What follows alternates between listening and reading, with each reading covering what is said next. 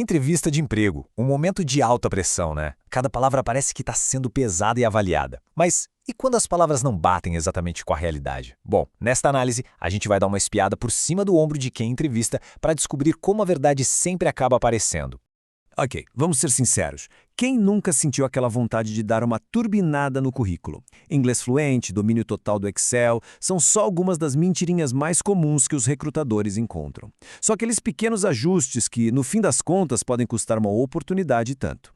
Mas olha só, ao contrário do que muita gente pensa, a entrevista não é só para checar o que está escrito no papel. A missão aqui é bem outra. A gente vai entender a mentalidade de quem entrevista e que ferramentas são usadas para separar o que é fato do que é, digamos, ficção. Para começar, como é que as mentiras são descobertas na prática? É quase uma ciência, sabe? Mistura técnica, um pouco de psicologia e, claro, uma atenção gigante aos detalhes. A primeira ferramenta é até bem simples: a busca por inconsistências. A entrevista é o momento de dar um zoom naquilo que está no currículo. E é justamente nesse aprofundamento que as informações meio exageradas começam a não fechar. Tipo quando o tempo de experiência que a pessoa diz ter não bate com as responsabilidades que ela descreve. A conta não fecha. E o recado de especialistas como a Patrícia Faro do CIE One é super direto. Porque, pensa bem, mesmo que alguém muito bom em mentir consiga a vaga, a energia gasta para manter essa farsa no dia a dia é tão grande que a pessoa acaba não se sustentando no cargo. Simplesmente não vale a pena.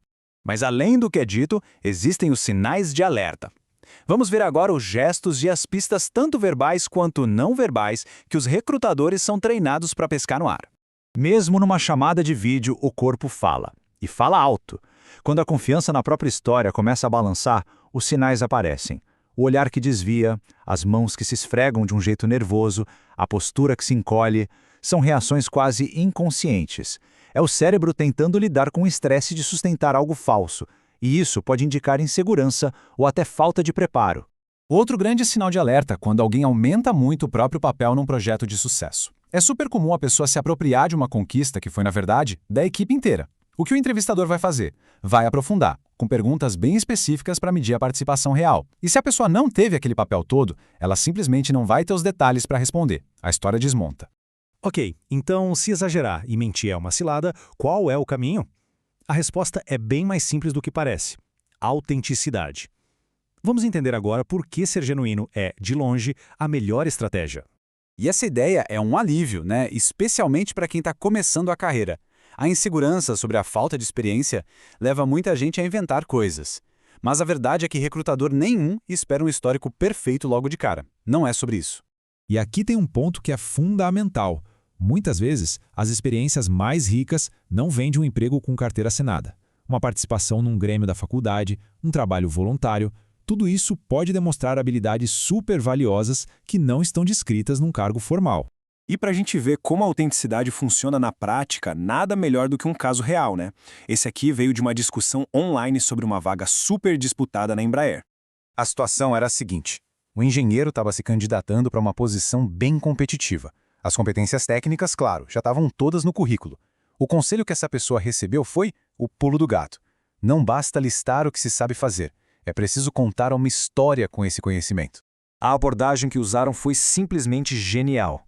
Em vez de só falar, sou uma pessoa analítica, o candidato usou um hobby, cozinhar, para ilustrar o interesse que tinha nos processos físico-químicos dos alimentos. Isso mostrou de um jeito autêntico e que ninguém esquece uma mente curiosa e analítica, que é exatamente o que se busca na engenharia. E essa ideia de contar histórias não é à toa, não. Existe uma estrutura para isso. Vamos conhecer agora a principal ferramenta para criar narrativas de carreira que sejam, ao mesmo tempo, verdadeiras e de alto impacto. Conheçam o método PAR, problema, ação e resultado. É a estrutura clássica para responder perguntas de entrevista comportamental. Primeiro, se descreve a situação, o problema. Depois, as ações específicas que foram tomadas. E, por fim, o resultado concreto e, se der, mensurável. E atenção, isso não é só uma dica para quem está procurando emprego. A teoria por trás da entrevista comportamental diz que o melhor jeito de prever um comportamento futuro é olhar para o comportamento passado em uma situação parecida. O método PAR é a ferramenta que os recrutadores usam para testar se essa experiência é real mesmo. Então, na prática, a estrutura é essa. Começa pelo problema, para dar o contexto. Em seguida, descreva sua ação para mostrar sua contribuição individual e fecha com o resultado para provar o impacto do que foi feito. Simples assim. É bem raro uma resposta completa vir de primeira. Por isso, os entrevistadores usam perguntas para aprofundar cada etapa. Para o problema, podem perguntar sobre os objetivos. Para a ação, sobre as responsabilidades de cada um. E para o resultado, sobre como o sucesso foi medido. Quem não viveu a experiência de verdade, dificilmente consegue passar por esse funil. No final das contas, a grande lição é esta. O processo seletivo não está buscando perfeição. Ele está buscando alinhamento. A meta é encontrar o perfil mais autêntico e que mais combina com a cultura e com os desafios daquela vaga. No fim, a honestidade não é só uma virtude. Ela se torna a melhor estratégia que existe.